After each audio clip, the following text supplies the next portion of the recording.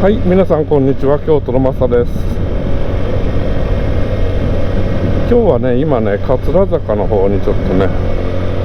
来てますね。またこれからね、亀岡の方に行こうかなと思うんですけど、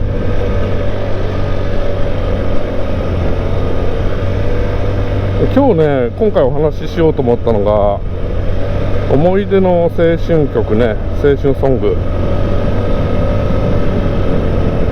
映画音楽ね、映画のサントラについてね、今回はお話ししようかなと思いま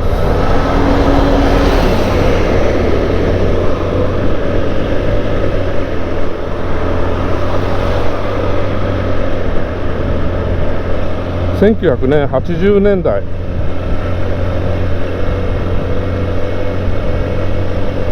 ちょうどね、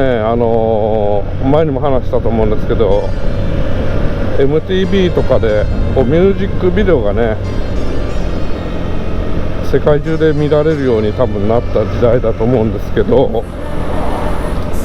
ですから音楽がこう映像に乗ってね、世界にこう発信される、そういう時代になっていったんですよね、80年代で。その中でもこう映画音楽っていうのがね、やっぱりすごくクローズアップされる、映画専用の音楽だったり、特にね、アメリカ映画ですね。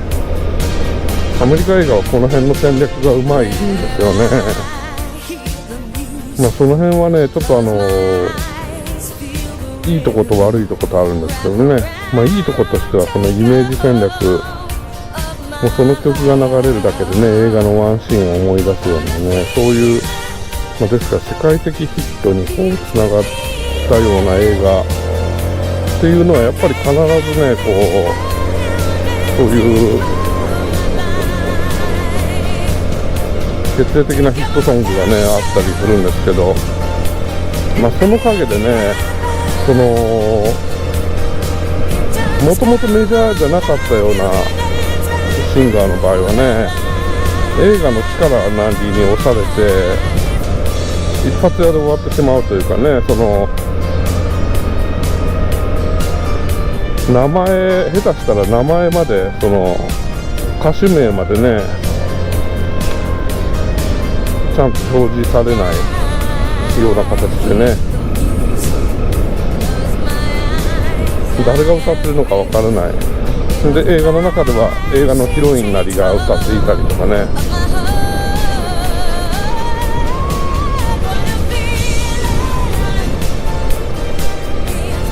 そういう意味ではシンガーにとってもね、ちょっとマイナスな面もあるんですけど、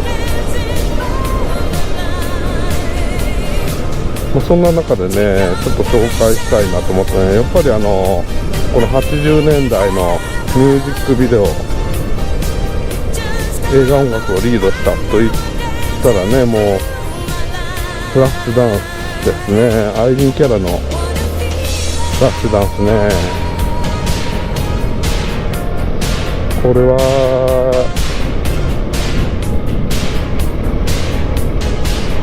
すごいヒットしましたよね。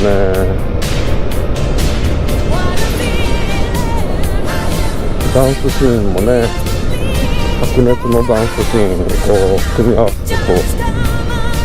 ミュージックビデオにしてるんですけど、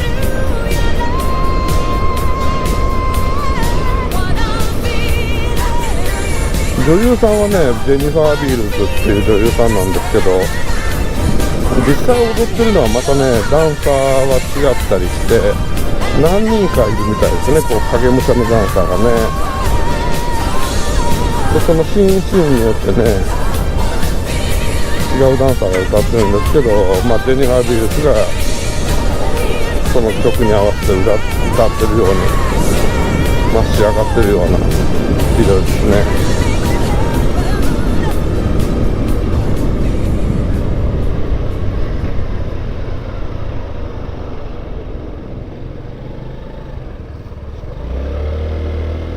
でこのバックダンサーじゃないわ、その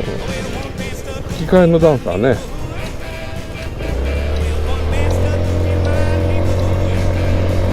メインの吹き替えのダンサーが後々ね、ストリート・オブ・ファイヤーっていう映画があるんですけど、ここでねダンスシーン、クラブのダンスシーンを披露してるんですけど、この人がそうなんですよね。実際フラッシュダンスの中でそのクラブのシーンだったり踊ってるダンサーの方ですね。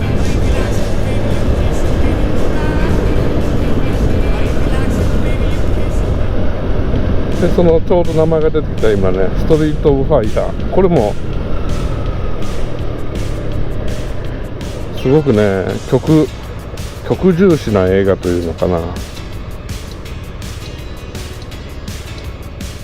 この映画向けにこう曲をねうまいこと載せて、ですからメインで歌ってるグループダイアン・レインが主演なんですけど、このダイアン・レインが歌ってるシーン、実はね映画のそのサウンドトラックではファイヤーインクって書かれてるんですよね、歌手名がね。でもこれファイヤーインクなんていうバンドは存在せずに、実際はフェイストゥフェイスっていうバンドなんですよね。でダイアン・レインはもちろん口パクなんですけど、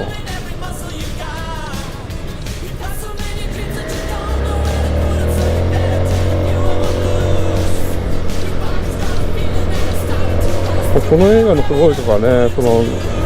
フェイストゥフェイス以外にもね、スティービー・ニックスとかね、もう名だたる有名な歌手がね参加してます。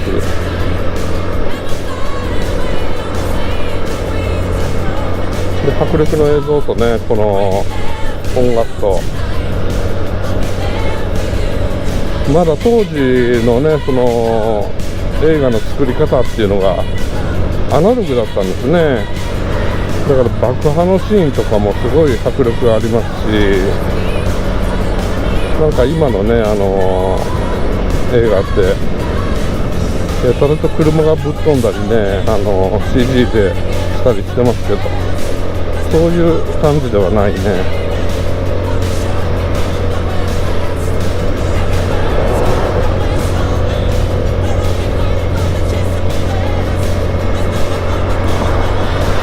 いいものがありますよね、当時の映画と。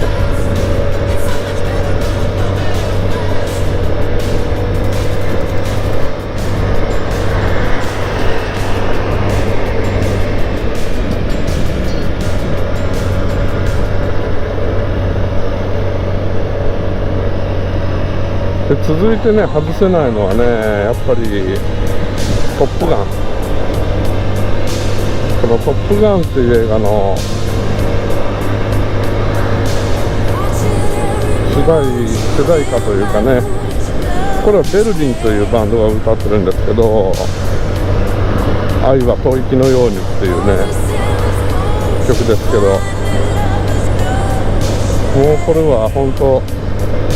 この曲が流れるだけでね、トップガンのワンシーンがねこう思い出されるような、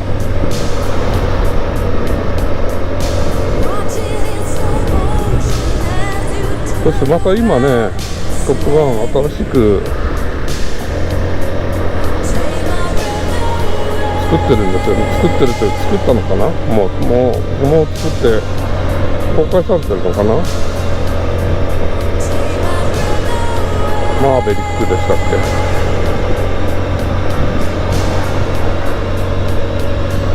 なんか僕らね、トム・クルーズなんかね、やっぱり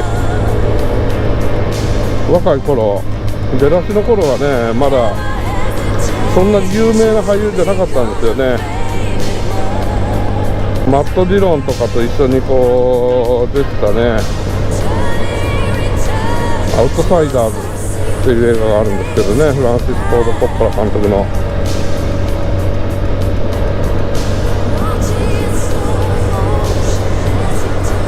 こんな中ではね、まだ全然無名な俳優だったんですけど、いつの間にかね、もうマット・ディロンなんかを追い越す有名俳優になって、未だに頑張ってる人もすごいですよね。もっともっと頑張ってほしいですね。そうそう、ついでじゃないですか、今話出てきたね、アウトサイダーね、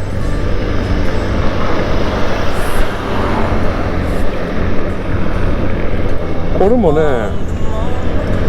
映画曲としては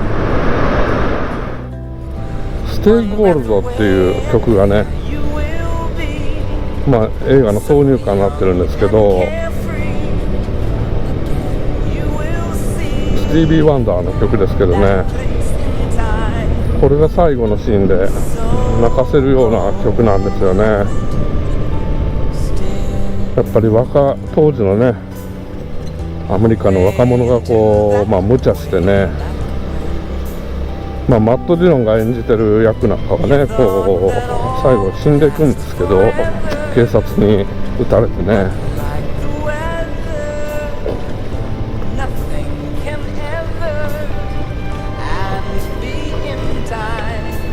若者にね、命の大切さをね、訴えるような未来の大切さね。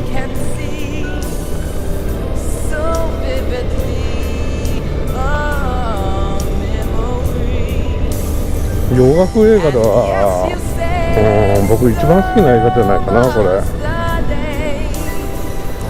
若い頃見たね、映画の中では。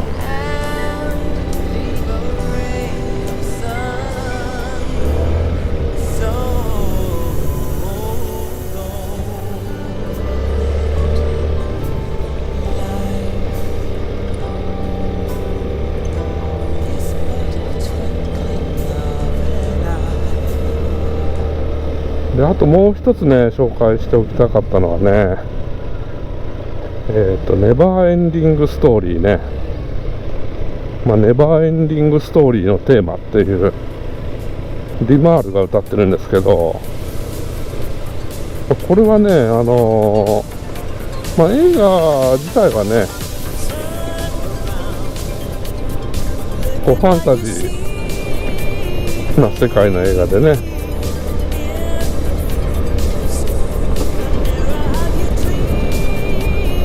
それほど僕は感慨深いものはないんですけど、曲はね、やっぱりすごくいい曲ですよね。この曲もリピートでね、何回も聴いたりしちゃいますね。で、今ね、YouTube なんかでね、気軽に見ることができるんで、ディマールのこのネバーエンディングストーリーのテーマをね、見てるとね、面白いことにね、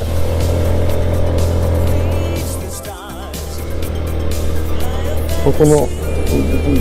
ディマールのね、ネバーエンディングストーリーのテーマっていうのは、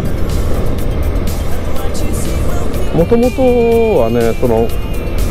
黒人のマンディ・ニュートンと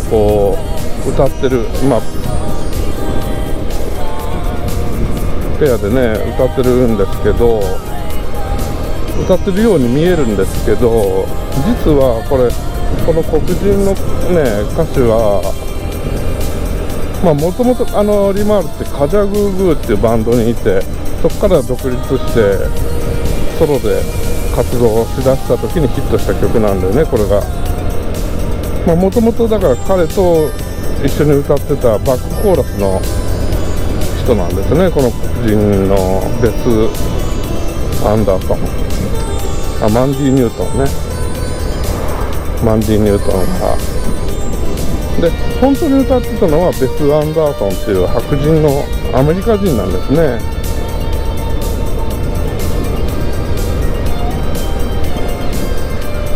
リマールはイギリス人なんですけど、この辺もね、やっぱり映画ならではというかね、映画ソングに抜擢リマールがされて、それで組まれた彼だと思うんですけど、このネバーエンディングストーリーって映画自体はね、ドイツとアメリカの合作なんですね。ですからアメリカ側がプロデュースすることになったんですよね。ヨーロッパの要は映画をアメリカ側がプロデュースして、でそこに主題歌を当てはめてきて、でその世界観っていうんですかねを作っていったんだと思うんですけど、その時にそのリマールの、相手役の歌手としてアメリカ人を当てはめたんですね。ただプロモーションする時には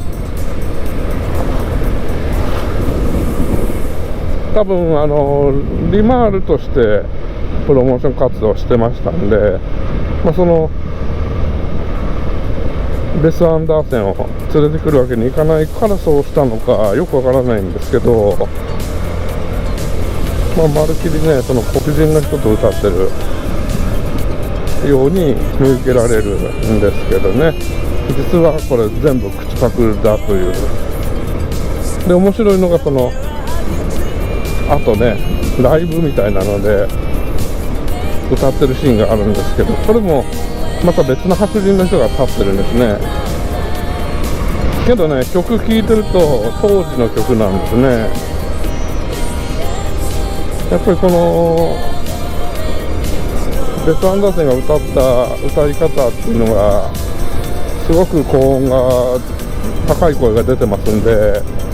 なかなかやっぱり歌いきれる歌手っていうのがいなかったのかもしれないね、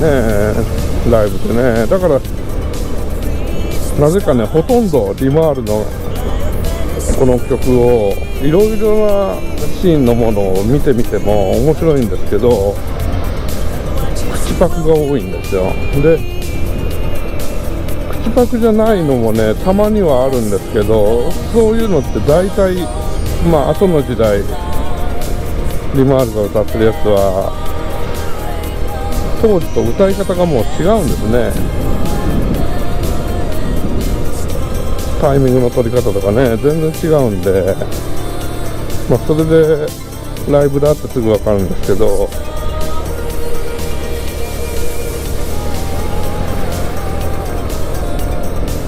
なかなか女性歌手の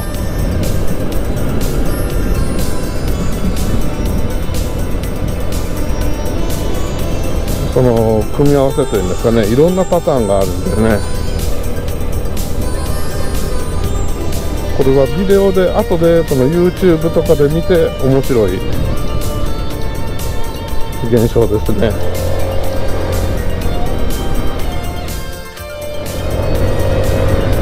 さあこんな感じでね80年代の頃のね映画ソングね、私がちょうど青春時代の映画ソングね、洋楽ばっかりですけどね、ちょっといくつか紹介させてもらいました。有名なところばっかなんでね、ほとんど皆さんご存知の曲ばっかりだと思うんですけど、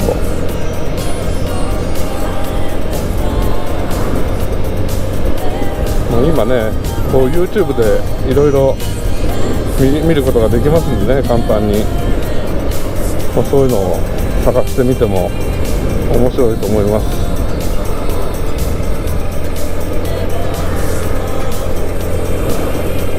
さあそれではね皆さんどうもご視聴ありがとうございます。